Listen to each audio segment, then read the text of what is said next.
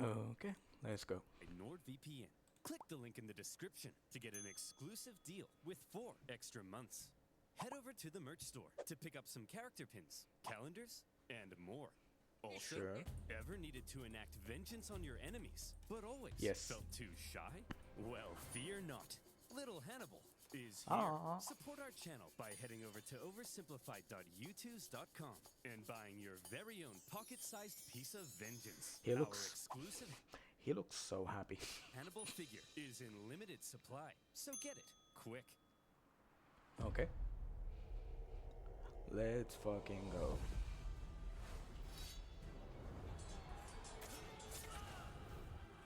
Yep.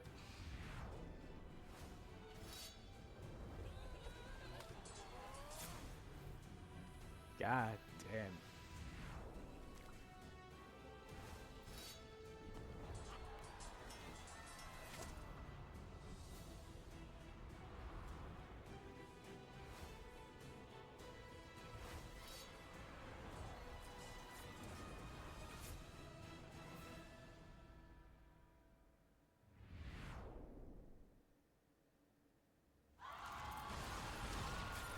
Yeah.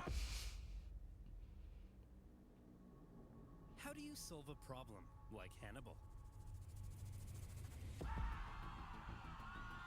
In a crisis such as this, the Romans often turn to religion.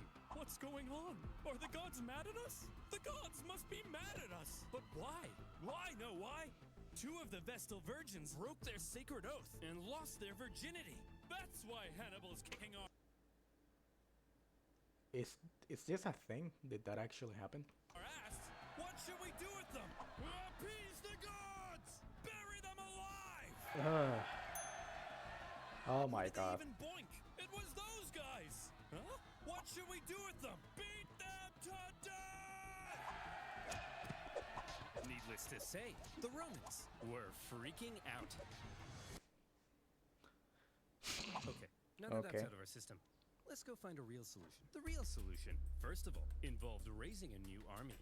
Remember, at Cannae, Hannibal had wiped out the biggest army Rome had ever fielded. Possibly 20% of Rome's military-aged men. Rome needed to replace those losses, and fast, before Hannibal arrived at their gates. But where would those replacements come from? Rome had a few ideas. Quick! Lower the age of conscription! Oh. You! Put down those Digimons! So that's where we got it. You're a soldier now! Enlist all these slaves with the promise of freedom! Yep. And equip them with all these religious weapons and armor! Anything we've got! All right, men! You are Rome's last line of defense! Man the walls!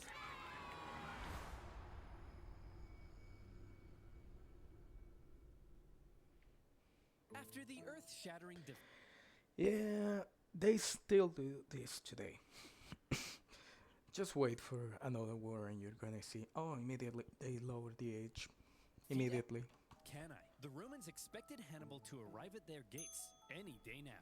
In Hannibal's camp, the mood was triumphant. We did it! We won! So when do we march on Rome? Today? I'm free in 10 minutes. Whoa, whoa, slow down. We're not going to Rome. We're staying right here. Are you an idiot, Hannibal? No, I'm smart. We don't need to march on Rome, because What? after what we did, the Romans are definitely going to surrender. Watch. Hey, Jim Bob. Yes, sir? Go to Rome and discuss peace terms. Yes, sir. Hey, Okay. I'm here to discuss peace terms. Piss off! They told me to piss off! What? They didn't surrender? No! And they were mean! Not Hannibal me. was learning that Rome had an unprecedented attitude towards surrender. Yep. Even when Hannibal offered to ransom Yeah, we learned that during the First Punic War. They were not gonna give up. They did not give a shit. They just kept going. thousands of prisoners back to Rome, a pretty common practice in ancient warfare. The Romans refused, opting to let their own men be sold into slavery rather than paying a penny to the enemy. It was Crazy. clear that in order to defeat Rome, you had to annihilate them. If any Roman man was still standing, you hadn't yet won. But Yep. still, Hannibal decided not to march on Rome. and it was a controversial decision. Even one of his own commanders Nah, bro, that's a mistake. You got the victory. Just completely annihilate them. famously told him, Hannibal, you know how to win a battle, but you do not know how to win a war. From Hannibal's perspective, Ah, so that's where we got it. Okay.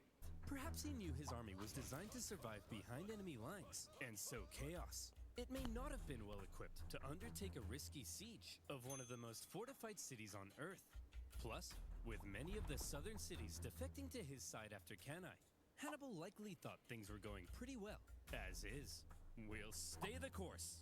Okay, so the Romans didn't surrender after 3 major defeats. But surely they'll surrender after 4. Eh, Unfortunately for Hannibal, however, after Cannae, the Romans well and truly learnt their lesson. Well, would you look at that?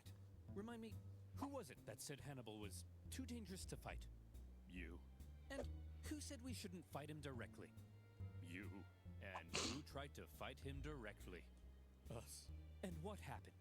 We lost 20% of our military aged. yikes. That's right. So tell me, when Hannibal approaches, what do?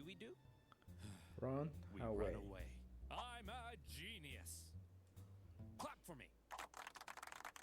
After Cannae, Fabius Maximus kind of became the unofficial leader of Rome. Even if others were elected consul, his influence was unparalleled, and Rome quickly reverted to the Fabian strategy of avoiding Hannibal. They knew they couldn't defeat him, so instead, they hoped they could at least contain him. They raised an impressively large number of men, partly by enlisting teenagers, slaves, and criminals. And rather than trying to fight Hannibal, they instead turned their attention towards those treacherous southern cities that had switched sides. Thanks for joining the winning team, guys. Here's the deal. All you have to do is provide me some troops and defend your own city, since I'll be too busy to defend it for you. Now, I'm going to briefly turn around, look this way, and when I look back, you better not be being massacred by the Romans. The Romans spread out their newly formed legions and began attacking the southern cities here, there, everywhere. The southern Yeah. cities expected to have Hannibal's protection, and Hannibal was inundated with requests for help. He was forced to run around southern Italy, trying to encourage defection while rescuing his own allies. Diluting But his when own he showed forces. up, the Romans would often leave, only to come back the second he went away again. And as these southern Ah. cities found themselves being punished severely by the Romans, they began to realize that joining Hannibal may not have been such a good idea. Hey! You think you're so big? Attacking my allies? Why don't you come out and face me? Because you're scary! The fickle southern enough. cities frequently switched sides depending on who appeared to be winning, and the whole situation became a nightmare for Hannibal to control, playing a constant game of Roman whack-a-mole to fend off the enemy armies. Having not long ago seemed near extinction, the Romans had managed to turn the situation around by placing Hannibal in a clever predicament. If he left southern Italy, the southern cities would likely capitulate to Rome, Yep. meaning he couldn't leave. And since the Romans wouldn't fight him, he couldn't inflict any more dangerous defeats. For now, Go and take siege to Rome. I told you, you had to do that from the jump. Hannibal had been muzzled. Southern Italy had been his prize for his impressive Italian campaign. But those clever Romans found a way to take his prize and turn it into his prison. With the Fabian strategy neutralizing Hannibal for now, the Romans were freed up to refocus their attention to other fronts. This whole time, while we've been discussing Hannibal and the Italian campaign of the Second Punic War, fighting had actually been occurring elsewhere. For example, in 216 BC, the Romans had sent an army north to punish the Celtic tribes that had joined Hannibal. However, as the Romans entered the Latana forest, little did they know those clever Celts had set up a trap. The Celts dropped trees on them, decimating the Romans, and they even took the commander's head to use as a religious sippy cup. What? So that went pretty bad. Whoa, very bad. But thankfully, So that's what Doom got it. Okay. in other theaters, things were going a bit better. For example, let's look at Sicily. After Cannae, internal chaos in Syracuse caused this longtime Roman ally to switch sides, because being a winner is more fun. The Carthaginians also landed troops, hoping to retake their lost island, while Roman proconsul Claudius Marcellus moved in to besiege Syracuse. The siege was a brutal slug for the Romans, largely due to the presence of one famous scientist and mathematician, Archimedes. He Right. lived in Syracuse at Oh shit. This is the invention of the laser. The he made like a big ass glass to concentrate the sun to set the boats on fire. the time, That's and him. he invented a variety of clever contraptions to defend the city. There was a giant claw that could grab and Yeah. destroy Roman ships, and purportedly even That a big mirror that one. that Yeah, that one. could magically ignite them. The Carthaginian Yeah, that was clever as fuck. forces on the island attempted to come to Syracuse's rescue, but luckily for the Romans, they all got diarrhea and then died. Finally, in the city I mean, it happens. It happens. itself, the day of a big annual religious festival came, and the Syracusans said, "Well, fellas, we've been holding off the Romans for over a year now. I think we've earned ourselves a little party." Sir, we're still under a massive siege. Are you sure? They'll probably take advantage of it. Well, Carl, I'm taking advantage of the open bar. Sir, they've got battering rams. Well, Carl, I'm ramming these hors d'oeuvres into my mouth. Sir, they'll tear down our walls. Well, Carl, I'm tearing it up on the dance floor. Sir, they're literally at the gates. Well, Carl, I'm literally at the cheese platter. Wow. Marcellus took advantage of the drunken festivities, stormed the city, and plundering What a fucking idiot. ensued. In the chaos, Marcellus ordered Archimedes be captured alive. Yep. Some sources say Roman troops entered Archimedes' home, and they were like, "Hey man, are you the math guy? Go away. I'm drawing circles. Look, I just need Yeah. to know if you're the nerd. Come on, bro, get out of here. You're messing up my circles." Now is not a good time to draw circles. It's always a good time for circles. I love circles. Either stop drawing the circles or I kill you. I choose the circles. Despite not Yo, securing no lie, based. Absolutely based.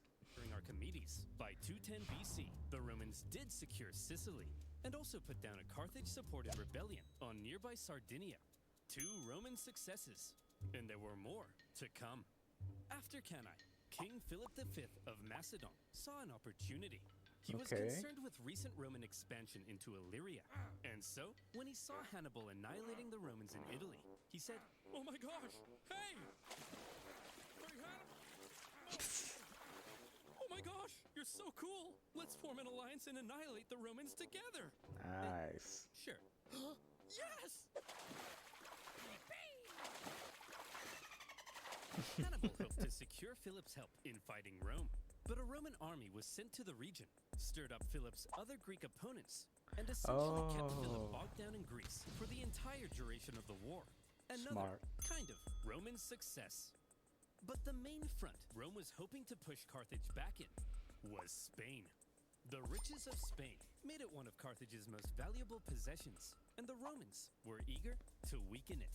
Remember way back at the start of the war, the consul Scipio was supposed to go to Spain, but ended up rushing back to Italy when he realized Hannibal was crossing the Alps. He then faced Hannibal at Ticinus and had to be rescued by his son. Well, after he recovered from his wounds, he proceeded with the original plan and joined his brother in Spain. There, the 2 Scipio brothers fought a successful campaign the against Hannibal's brother, Hasdrubal. Over the next few years, they won a number of key victories, even taking Holy Saguntum, shit. the city that had kick-started this entire war. Yet more Roman success. A trend appeared to be emerging. Whenever the Romans fought anyone other than Hannibal, they usually came out on top. Perhaps these other fronts would be the Hannibal was him, apparently. key to Rome taking back control of this war. Perhaps it was time for Rome to return to their old ways of being the aggressive go-getters.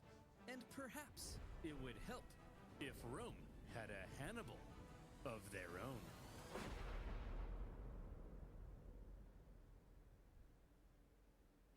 Scipio, the Younger, was the son of Okay. Publius Scipio, currently fighting in Spain. This made him a member of one of Rome's most prestigious families. Not much is known of his childhood, although there is one story of how he was getting hot and heavy with a young lady, only to have his Okay. dad barge in and drag him out wearing nothing but a cloak. Wow. This story was written by a Roman poet to make Scipio look bad, but by modern standards has ended Yeah. up making him look pretty rad. My guess is if Rome had a high school football team, Scipio would be the quarterback. Scipio was only 18 when the Second Punic War broke out. He was at the Battle of Ticinus, where he famously rescued his father, and he was one of the survivors of the Battle of Cannae, after which he threatened to cut down any man who dared abandon Rome. He was a natural leader and up to his ears in spunk, and therefore he rose through the Roman ranks shockingly fast. We need a new military tribune, but Hannibal has killed so many men, we're running out of options. Put me in, coach. Scipio, you're only 20. You can't be a tribune. Come on, coach. Put me in. Well, you Okay, if he's 20, why is he bald? do have a lot of spunk. All right, you're hired. We need to elect a new Edile. Who do we have left? Put me in, coach. Scipio, you don't meet the minimum age requirement. I Who got cares? this, coach. I got this. Well, okay then. You're in. Ugh, my room's a mess. I gotta cook dinner. Oh, and would you look at that? My fly's down. Life sucks. Put me in, coach. Wow. What the? You're so spunky. When Scipio was 25, however, he received some bad news. His father and uncle in Spain had both been defeated in battle. Oh, and shit. shockingly, both of them were killed. The news must have been devastating for the young Scipio. But it was also devastating for Rome, as almost all of their Spanish gains were wiped away. Oh shit. Okay, listen up. We need someone to go and replace the Scipios in Spain. So, who's up for it? Come on, who's gonna go? The Younger? Spain seems unwinnable. There's no glory to be had there. Yeah, the glory is here, defending the homeland from Hannibal. Well, somebody has to go. I said, well, somebody has to go. Put No. me in, go! Scipio was eager to be the one to go and replace his father and uncle in Spain. However, there was concern amongst the older senators. You're only 26. You can't lead a military campaign. What? He's right. That's a good point. And you're 71. You can't stand up without a little urine dribbling down your leg. That's a good point. He's absolutely right. Scipio didn't meet the typical requirements for the position, but as the only person willing to go, this young piece of hot Roman meat was unanimously elected proconsul and sent to lead the Roman armies in Spain. He hoped to carry out a campaign as impressive as Hannibal's had been in Italy. In fact, Scipio rather admired the one-eyed general. Scipio, you've got a Hannibal poster in your room. Yes, but he's the enemy. I'll let you in on a secret, Billy. You know how we're gonna win this war? By marching straight at the enemy? No. No, that's the old way. We've gotta be less Roman and a little more Hannibal. Hey, by the way, don't just barge into my room. That's an infringement of my privacy. Privacy? Privacy, you say? Well, Scipio, if it's Here we go. privacy you want, then you, my friend, need NordVPN. Don't touch me. How would you like to be innocently downloading inspirational photos of Nicolas Cage, only to realize it's malware stealing your data and telling all your friends you still sleep between your parents because of scowy dweens? Yeah, didn't think so. And that's why you need NordVPN. With a single click, NordVPN connects you to secure servers around the world, keeping you safe from malware and other online threats. Their Threat Protection Pro features go the extra mile in preventing your data being stolen by scanning your downloads for malware, blocking malicious websites, and even detecting fake online shops. DolceandBanana.com? I don't think so. But that's not all. With NordVPN, you're not just protected, you can also unlock better deals in other regions and access content that isn't available in your Okay. country. So get protected today by heading to NordVPN.com OverSimplified and grab an exclusive deal with 4 extra months for free. That's nordvpn.com/oversimplified. And as always, you'll be supporting my channel. So thank you. Now, where were we? Oh yeah. Hannibal Okay, back to contained it. a young piece of hot Roman meat sent to lead the Roman armies in Spain. Scipio was charismatic, extremely confident, bold, and probably most importantly of all, Yeah, he why? thought differently from other Roman generals. So, Skippy, what's the plan? Don't call me that. We're Roman, so same thing as usual, right? We march straight at the enemy, right? Get this, Billy. No, we don't. Scipio was a real outside-the-box thinker. There were 3 main Carthaginian armies in Spain, 2 led by Hannibal's brothers, Hasdrubal and Mago, and another led Mago? by Hasdrubal Gisco. Most Roman generals might have looked at these armies and said, I just gotta, march straight at these guys and kick their ass and stuff. But not Scipio.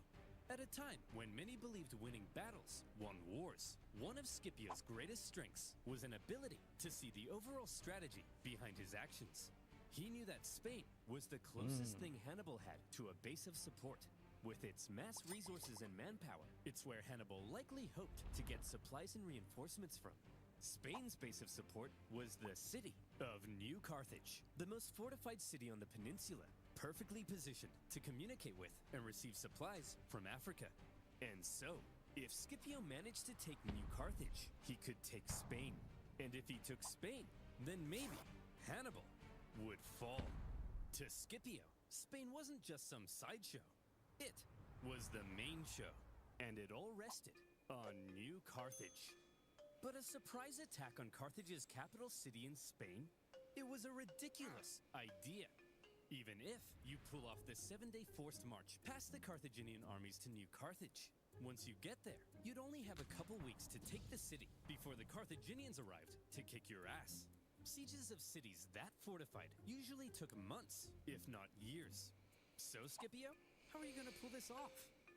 Well, first of all, to make sure the surprise plan stayed hidden, Scipio kept it a total secret, even from his own men. Where are we going, Skippy? I'm not telling you. Is it Disneyland? I'm not telling you. I think that means we're going to Disneyland. This secrecy kept the Carthaginians from preemptively reinforcing the city. As a result, New Carthage was left under garrisoned because the Carthaginians believed it to be kind of naturally impenetrable. It was surrounded on 3 sides by a lagoon and only accessible via a narrow isthmus. What's an isthmus, you ask? Maybe read a book. All right, Scipio, you made it to New Carthage. Now the other Carthaginian armies are only a 10 days march from coming and kicking your ass. Just what were you thinking? Well, Scipio had learned something crucial. Every afternoon, the tides made the lagoon around New Carthage briefly shallow enough to cross. So, he ordered a large diversionary attack on the main city gates, distracting the city's defenders. Then, a small infiltration force traversed the lagoon, climbed the unguarded northern walls, and entered the city. They ambushed the guards and opened the city gates to the rest of Scipio's army. And just like that, New Carthage had fallen. In a single day, Scipio had taken Carthage's capital city in Spain, and he made it look easy. With it, he seized much of Carthage's war supplies, several silver mines near the city, and various powerful Iberian tribes even joined his side. And now he was in a great position to take on the other Carthaginian armies in Spain. Wow, Skippy, you're amazing. Don't call me that. How'd you know the lagoon would get shallow? It's almost like you speak to the gods. No. I told him. All the local farmers know about the yes, that's it. I speak to the gods. Wow! Scipio had no problem allowing his men to think he was divinely inspired. Roman writers also tell us another of Scipio's traits. He was apparently quite merciful in victory and often protected the inhabitants of captured cities. Spencer! What are you doing? Well, I was just about to murder this family. Hey, bad Spencer! No! Can I at least kill the dad? No! What about the... No! Oh, you're mean! The Carthaginian generals in the region must have been shocked at the loss of their capital city. There was now a Terminator in Spain, And he was coming. In 208 BC, he made a move on Hasdrubal, hoping to defeat him before the other Carthaginian armies could come and link up. When Hasdrubal heard Scipio was coming, he said, Hasdrubal did the sensible thing and climbed a big hill for safety. Hey! Nice. Get down here! I want to kill you. Fat chance, Vin Diesel! Well, he doesn't have to be rude. So what's the plan then, Scipio? This time, we march straight up and at him. Right? Nah, it's over, Scipio. I have the high ground. Right, Scipio? Billy? No! Scipio once again displayed a distinctly not Roman approach to fighting, when instead of marching straight up and at him, Scipio feigned a frontal skirmish, only to pull off a surprise uphill envelopment. Not an easy thing to do, but Scipio had trained his army to pull off maneuvers that typical Roman armies couldn't. After the battle, the defeated Hasdrubal fled Spain, hoping to link up with his brother Hannibal in Italy. And Hannibal desperately needed the help. As Scipio was dominating in Spain, Hannibal's struggles in southern Italy continued. He was convinced that if he just received ample supplies and reinforcements, he could reverse his fortunes and get back to kicking Rome's ass. But for the remainder of the war, he would suffer a frustrating lack of support from the Carthaginian Senate. After Cannae, Hannibal had sent his brother Mago to Carthage, where he famously poured out golden rings taken from fallen Roman knights. He told the Senate that with reinforcements, Hannibal could finish the job. But a growing faction in the Senate, possibly jealous of Hannibal's rising influence, opposed sending any help. In the end, a large number of the reinforcements gathered for Hannibal now ended up being diverted to stop Scipio in Spain. Just as he had hoped, Scipio's campaign in Spain was actively harming Hannibal in Italy. However, those reinforcements meant that when Scipio made a move on the remaining Carthaginian armies in Spain, they now likely outnumbered him. With the odds heavily stacked against him, it would take some serious skill to win this battle. This time we're gonna march straight at them, right? No, Billy! Ooh. The preceding Battle of Ilipa is often considered Scipio's masterpiece because it was positively oozing with deception and trickery. First, both sides spent several days forming up and facing off without actually fighting. On each day, Scipio placed his strongest Roman legions in the center with his weaker Iberian allies on the sides. Seeing this, the Carthaginians were like, "This guy's an idiot. We've seen his plan. His strongest troops are going to be in the center. So let's form all of our battle plans based on this information. I'm sure he won't change anything at the last minute." Then, when the day of battle came, Scipio woke up the Carthaginians with an early morning attack, causing them to rush out of camp without breakfast. When the Carthaginians lined up with their strongest troops in the center to meet Scipio's, they were stunned to find that Scipio had completely reversed his order. The weaker Carthaginian sides now found Scipio's strongest bearing down on them. Then, in an extremely impressive maneuver, the well-trained Roman wings even stretched out during their approach, hitting the Carthaginians from the sides. The Carthaginian center could have turned to help, but Scipio had ordered his center to approach so slowly that Carthage's center could do nothing but just stand and wait. In this way, the outnumbered Brilliant. That is genius. Holy shit. Scipio had cleverly controlled events so that the bulk of the strongest Carthaginian troops couldn't even fight during the battle. He had completely removed them from the equation. The incredible Scipio had inflicted a monumental defeat on a much larger enemy force. 50,000? Holy shit. Was the final nail in the coffin for Carthaginian Spain. Yet more tribespeople continued to 50,000 to 70,000. Holy shit. side with the Romans, and the remaining Carthaginians retreated to the coast and eventually fled the peninsula. And would you look at that? In just a few years, the incredible young Scipio had turned Spain completely red. The Carthaginians must have been stunned. His Spanish campaign had almost been as impressive as Hannibal's campaign in Italy. In fact, see if any of this sounds familiar. In Spain, Scipio had used the environment of the battlefield to his advantage. He staged ambushes by concealed troops. He treated local tribespeople well, Mhm. earning their friendship. He learned from Hannibal, which is the right thing to do. He even once forced his enemy to come out and fight him without breakfast. Each and every one of these tactics were possibly borrowed from a certain one-eyed general. In all the battles Scipio had fought against Hannibal, it seemed he may have been taking notes. Hey! Scipio! What? Stop stealing my tactics! I'm 700 miles away. I can't hear you. What did you say? What? What? Better yet, Scipio's achievement in taking a well-fortified city, plus his understanding of the overall strategy, has led some historians to argue he wasn't just as good as Hannibal. Scipio may actually have been better. This young man, who many in Rome had... I don't know about that one. I mean, if Hannibal got the support that Scipio got from the Romans, I don't know. I still think Hannibal was better. had doubted, had just shut those silly billies. Right, the flip up. Mere years ago, it looked like Rome had no chance of even surviving this war. But now, the momentum of war was shifting astonishingly fast. And for Hannibal in Italy, things continued to head south. Before Scipio had even gone to Spain, the Romans had placed Capua, Hannibal's largest city in Italy, under a dangerous siege. And in order to rescue it, Hannibal needed to take drastic action. Fast. Man, everything's falling apart. Fine, I'll do it. Do what? Yeah, you've convinced me. I'll march on Rome.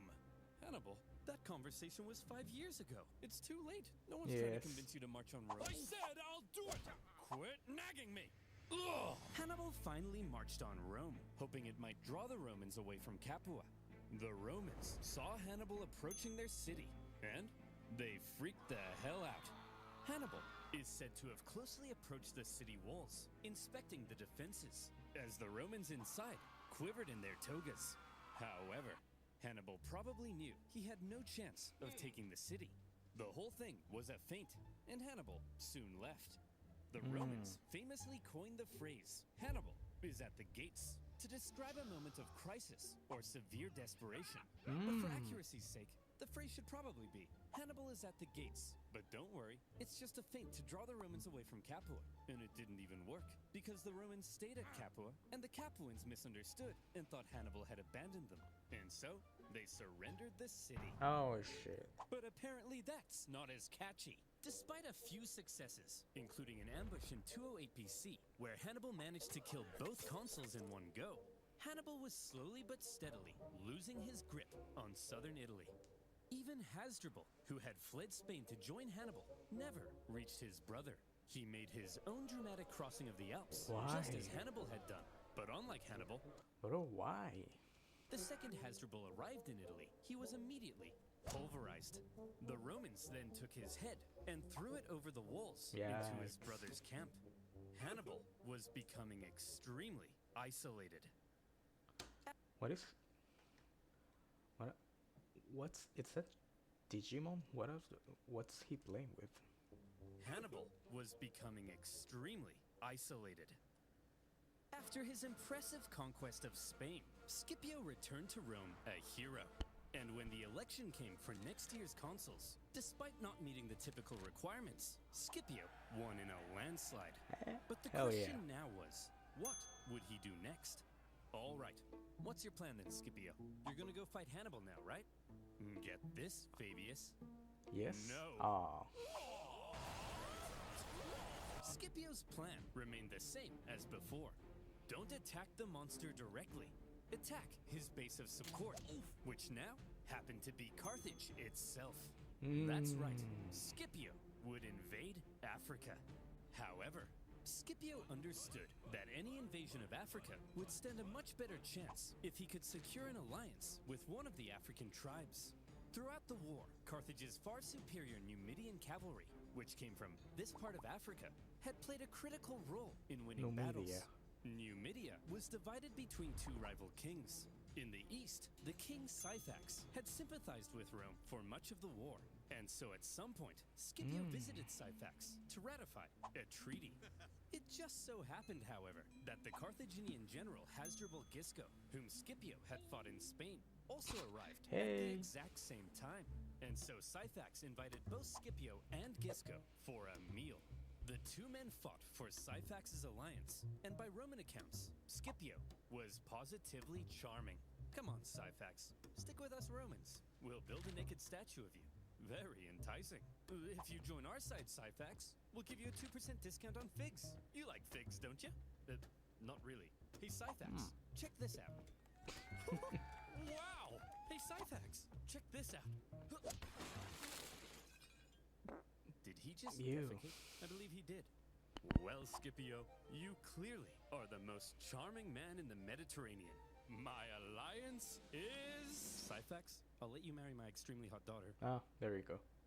Yours! Humana, humana! Unable to compete with Syphax's libido, Scipio instead made contact with Syphax's rival, the other Numidian king, Massinissa, who was a longtime ally of Carthage. Scipio told Massinissa, if you join the Romans, I'll help you defeat Syphax and become the ultimate Numidian king. And so Massinissa was now on Team Rome. Good job, Skippy. With a Numidian alliance solidified, Scipio prepared for his invasion of Africa. He raised a volunteer force that included many of the disgraced survivors from Cannae, and he set sail. Well, Terry, any news from Italy? Has Hannibal won the war yet? Who on earth? Here's Skippy! Okay. The Roman landing sent a clear message to the Carthaginians. You don't invade us. No, no. We invade you. For the first time in the war, the Carthaginian homeland was under threat, and the Carthaginians needed to defeat Scipio at all costs. They gathered a huge army led by Hasdrubal Gisco with allied Numidians led by Syphax, and they ordered them to get Scipio the hell off their continent. Sources say at this point, Scipio was severely outnumbered. Scipio? That army's huge! There's no way we can beat off all these men! How are we gonna beat off all these men? Vigorously! Boss. And while maintaining eye contact. As always, Scipio had a plan to deal with the Boss. larger enemy force. It just so happened that Syphax was offering to try and broker peace between the Romans and the Carthaginians. And Scipio smelled an opportunity. He sent a Roman envoy to Syphax's camp. And when they got there, Syphax was like, "Hey guys, welcome to the enemy camp. Just before we begin negotiations, a small safety demonstration. As you can see, our huts are made of grass and reeds. Very flammable. If there was even a single spark, this whole place would become a raging inferno, and all my men would burn alive." Very interesting. The Roman troops then reported back to Scipio about the Numidian camp, its construction, and most importantly, its flammability. Then, the following night, as the sun was setting over the beautiful African plains, and the Carthaginians got all comfy in their beds, they began to gently dream of Carthaginian figs and child sacrifice. Good night, Nice. Carthaginians. Good night, Syphax and Gisco. Good evening, Scipio. In the night, shadowy Roman figures approached the Numidian camp. As the Numidians lay in their beds, Scipio executed his plan. The camp erupted into flames. With the flammable wooden huts, the fires spread terrifyingly fast. Men were burned in their beds. Those who awoke in a panic, believing the fire to have been some kind of terrible accident, rushed to the exits without their weapons and armor. Those who saw the shit. fire from the Carthaginian camp also rushed out unarmed. And when they got there he was. Scipio, the Romans, and their steel. Ooh. Nice. The terrified Carthaginians were massacred, and with heavy casualties, Hasdrubal and Syphax fled the scene of the disaster. Scipio followed this incredible success with another victory against the pair at the Battle of the Great Plains. After that, Massinissa chased his rival Syphax into his kingdom, where Syphax was captured. Massinissa was now the ultimate Numidian king. He entered Syphax's capital city. He seized Syphax's palace. He even Nice. married Syphax's wife. And when Scipio got mad at him for marrying a Carthaginian girl, he then poisoned his wife. Boys will be boys. Having defeated the Carthaginian armies in Africa, Nice, bro. He was a pro overhost type of dude. almost nothing now stood between Scipio and Carthage. And the Carthaginians were freaking out. What do we do? What do we do? There's only one thing left to do. Recall him.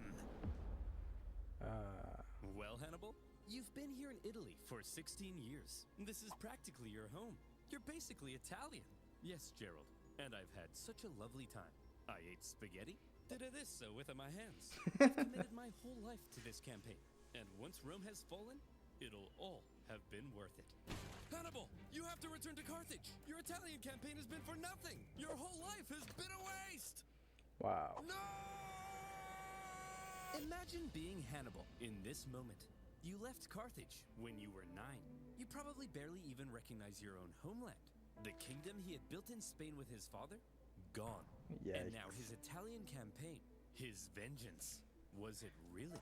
I would be furious at Carthage for not sending the reinforcement 5 years ago when I could have marched on Rome and completely decimated the fucking country. Instead, for being a fucking idiot, he got stuck on Rome doing nothing. And now everything's gone. Wow. All for nothing? But that was that. Carthage was under threat, and Hannibal had to protect his home city. As he left Italy, in Rome, there was celebration, but also some trepidation. Now, Scipio would have to face Hannibal in Africa, where Hannibal would have home advantage. While Hannibal was on his way, the Carthaginians stalled for time and approached Scipio for peace talks. Hey, look, we never meant to start an all-out 2-decade-long war, but you did. No, that was Hannibal. He's to blame for all of this. Well, all right then. And now they want to throw him under the bus. Oh my fucking god. Yo, if I were Hannibal, no lie, I would just defect. I would just go to Carthage and take over. Sign this peace treaty. Okay. Let me just get my signature right on there. He's here. Yes. Oh, look who's here, you bald prick. You're so dead now, Skippy. Don't call me that! After Carthage proposed peace, only to then go back on it, the normally merciful Scipio was enraged. He began refusing to accept town's surrender, and instead began burning everything to the ground, selling everyone into slavery. Hannibal, he's burning our towns. Go stop him. Guys, he's obviously trying to lure me out there to fight on those flat plains, where his Numidian cavalry will give him the advantage. It's a trick. Well, it's working. Go and fight him. It's obviously a trap, and we're falling for it. Go and fight him. Hannibal set out to meet Scipio in the western plains. And here came Scipio's final test. Finally, the teacher would Head face to the head. student. Let's go. The two greatest generals of all time in one last, decisive battle. Would Hannibal's genius still shine through? Or would Scipio prove that he had surpassed the master? Before battle, the two great generals rode out from their camps and met in person for the first time. Hannibal, I'm a huge fan. I thought you'd have more hair, and I thought Wow. you'd have more eyes. Touché. Nice. They then had a conversation, which I'll paraphrase. Hannibal said, "At the start of this war, I had great fortune in Italy. But look at me now, a sad old man who, like other sad old men, failed to conquer Rome. Your fortune can change rapidly, Scipio. You should consider negotiating a peace rather than risking it all in one last fight against me." There, But I wanna fight you. eloquently put. Scipio then replied, Q! Negotiate? Yeah, he just wants to fight you. Let's fight, bro. Negotiate what? I took Spain. I'm about to burn your pathetic city to the ground. What could you offer me in negotiations? I already have it all! Ah! Seriously though, Hannibal, I am such a big fan. And so, it was settled. The Nice. two great generals would face off one last time in the epic Battle of Zama. Scipio gave his men, consisting of many survivors from Cannae, a pre-battle speech, telling them not only would they gain redemption, but they could become masters of the world. Hannibal told his men probably nothing, because most of them didn't even speak the same language. Wow. As the two armies lined up for battle, something interesting became clear. Hannibal had more infantry and hoped to use them to brute strength the Romans. But Scipio had the nimble Numidian cavalry and hoped to pull off an envelopment. It was a complete role reversal of Cannae. As the battle began, Hannibal made his first move. He sent his 80 war elephants to smash through and weaken the Roman infantry. Scipio had the perfect response. He had altered his formation to create passages between the Roman maniples. His light troops stepped aside at the right moment, What? revealing the gaps ahead of the charging elephants. Elephants, if given the choice between a suicide charge into spears or a nice clean escape, will probably choose the escape. And that's what happened. Yeah, smart. Smart boys. Some elephants were so frightened from the noise that they even turned and smashed back into the Carthaginian Ooh. cavalry, which the Roman cavalry then engaged. Your move, Hannibal. Hannibal wasn't an idiot. He knew that he was fighting superior Numidian cavalry on open plains. So when his weaker cavalry ended up being routed from the battlefield, he probably wasn't surprised and hoped the Roman cavalry would be lured as far from the battlefield as possible, because his infantry needed time to do a clever little job. Hannibal had the numerical advantage, and he had positioned his army in 3 lines. The weaker troops were at the front, while his best men, the army that had been with him in Italy, were in the rear. As the Romans smashed into the weaker front lines, they managed to cut through them, but suffered losses and exhaustion in doing so. The same with Hannibal's second line, so that by the time the Romans reached Hannibal's superior third line, the two sides may have now been about equal in number. But one. the Well, exhausted yeah. Romans had just fought an entire battle to get there, while the remaining Carthaginians were fresh and ready to go. Yeah, that's a smart play. I mean, it's smart. It throws people under the bus, and it destroys your numerical advantage. But it is really, really good if you want to get the victory at the end. Although it's not the smartest choice if there's another army ready to reinforce the Romans, which they do. Since they already took over Spain, they could easily send reinforcements. So it's long term, it's not the best play. It is effective on this battle. Hannibal was still a genius. And this is where the final race began. Could Hannibal's stronger infantry finish off the Romans before the Roman cavalry returned from their pursuit? Who would be quicker, the Carthaginian infantry or the Roman cavalry? The answer: the cavalry.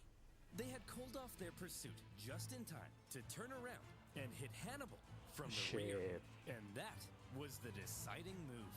As the sandwiched Carthaginians were hacked to pieces, Hannibal knew he had lost, and he escaped the battlefield.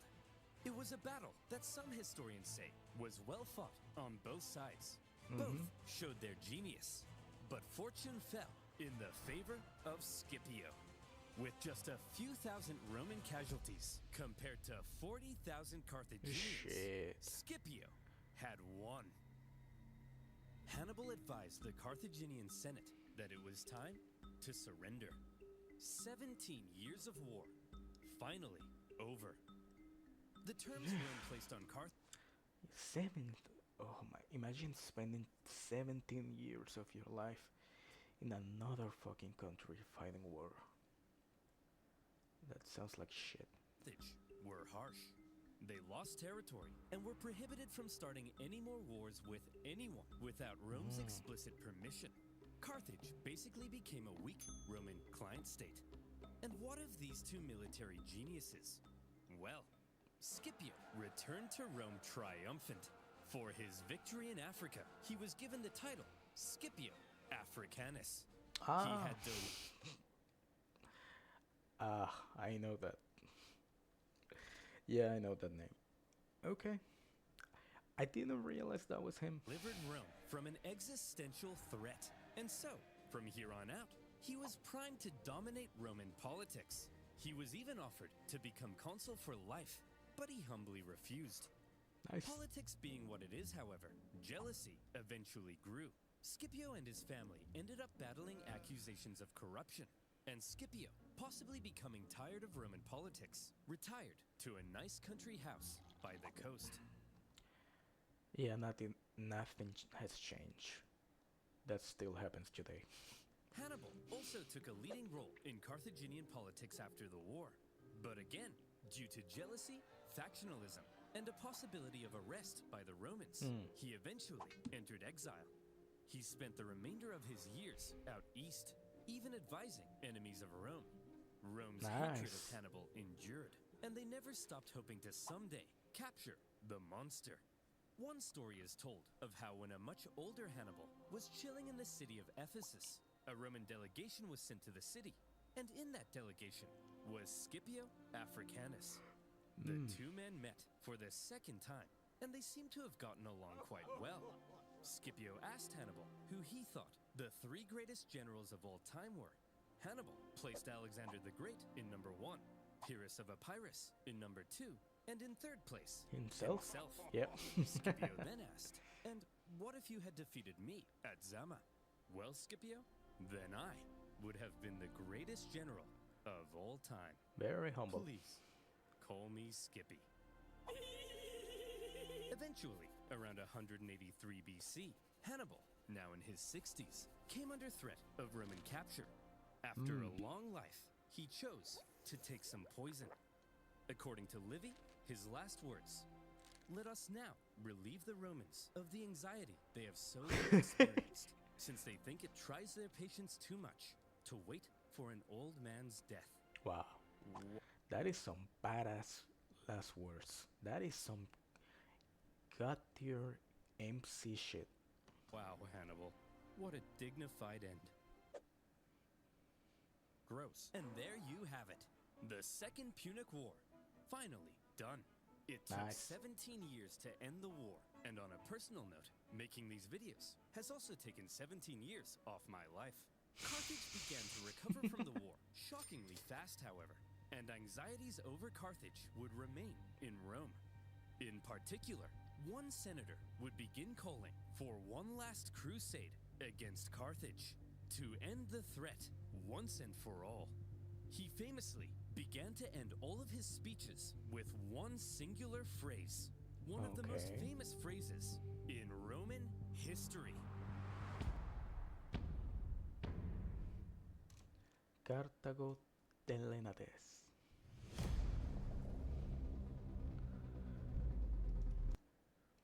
Hmm.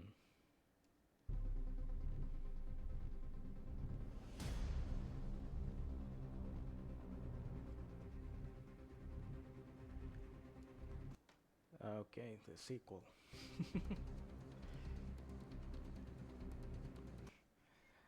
Dang.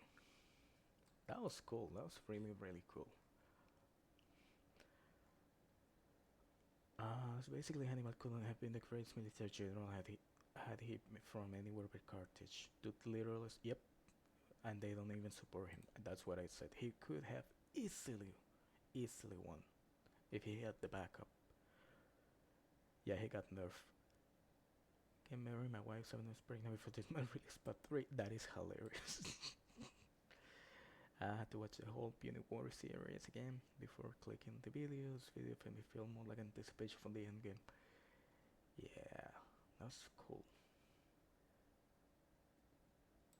Middle school now. That was fantastic. Okay. Alright, see you next time.